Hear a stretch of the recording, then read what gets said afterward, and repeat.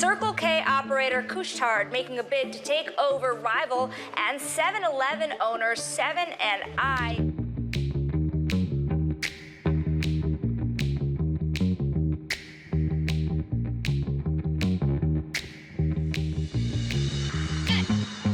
Who would have thought a tiny ice store from Texas would one day spark a global corporate battle?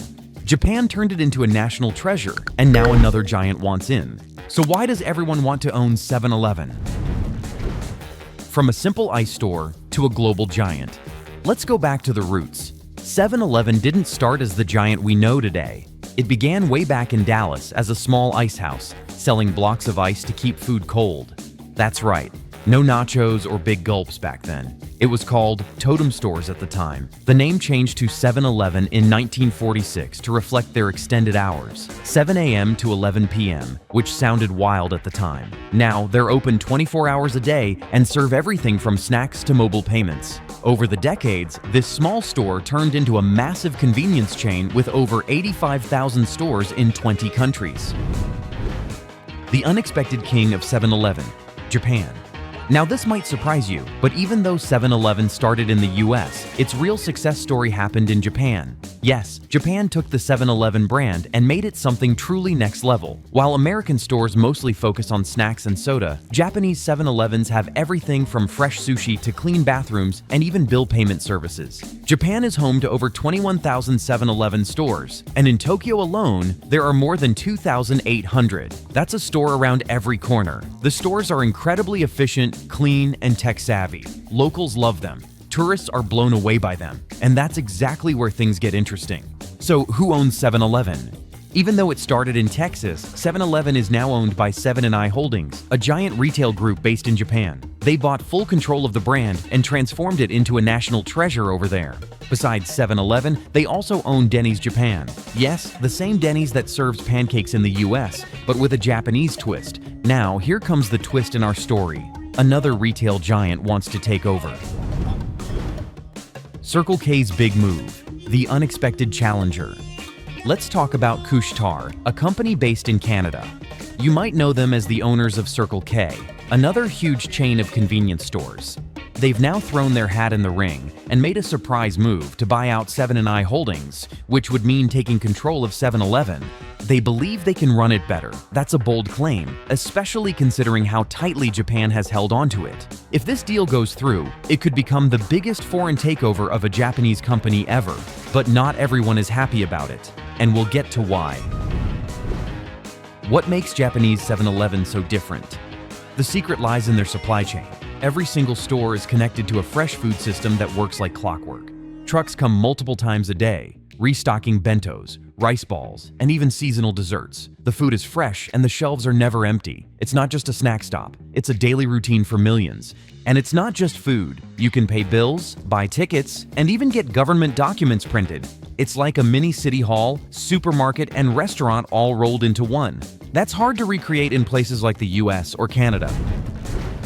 Why the US is still struggling with 7-Eleven. Now let's talk about 7-Eleven in the US. It's where it all started, but somehow things never quite hit the same heights. Stores here are mostly run through franchise models, which means the company doesn't directly manage each location. That leads to big differences in quality and service. Some stores are clean and bright, others not so much. Even though American 7-Eleven stores brought in $15 billion in sales, the vibe just isn't like Japan. Efforts have been made to improve them. Fresh food is being introduced, mobile apps, loyalty programs, and even store makeovers are happening. But with the country's massive size and scattered operations, it's not easy to copy Japan's winning formula. Australia and beyond. Here's something many people don't know. 7-Eleven is also big in Australia, with 675 stores. In 2024, 7&I bought out the Australian operations for $1.71 billion Australian dollars. But it wasn't all smooth sailing. They had to deal with a class action lawsuit costing nearly $98 million, and they also paid $173 million more due to wage theft issues. In Canada, 7-Eleven made a big move by buying Esso gas stations for $2.8 billion Canadian dollars. And in Mexico, the brand has over 1,800 stores and continues to grow. The brand has roots all over the world, but still, Japan remains its heart. What's holding back? The big deal. Well, Japan is still cautious about foreign takeovers. There's a sense of national pride around brands like 7-Eleven, especially because of how deeply it's woven into everyday life. It's not just a company, it's a part of the community. Also, 7&i Holdings isn't fully on board yet. While they haven't rejected the idea completely, they've only agreed to share financial data under a non-disclosure agreement. That means talks are happening behind closed doors, but it's far from a done deal. The real fight isn't just about money. At the end of the day, this battle isn't just about billions of dollars. It's about who gets to shape the future of convenience shopping around the world.